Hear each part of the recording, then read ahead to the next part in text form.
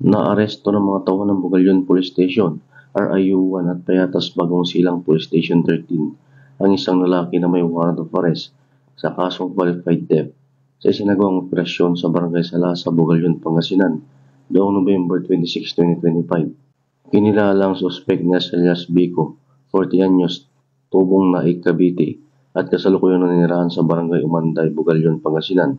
Ang pag-aresto ay base sa nobel warrant na inisyu ng Regional Trial Court, Branch 306, Quezon City.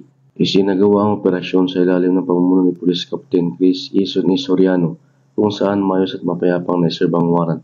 Ipinabatid sa akusado ang kanyang mga karapatan, kabilang anti-torture warning law, at ang buong proseso ay tinala gamit ang dalawang recording device. Matapos ang pag-aresto, dinala si Bico sa Rizio, Bugalyon para sa medical na eksaminasyon bago ito over sa Payatas Bagong Silang Police Station 13, QCPD, para sa tamang disposisyon. Mula dito sa Picadillo, Ilocos Region, ako po ang inyong Police News Network Correspondent, Patrolman Dennis Carenal, alagad ng batas, tagataguyod ng Balitang Pulis.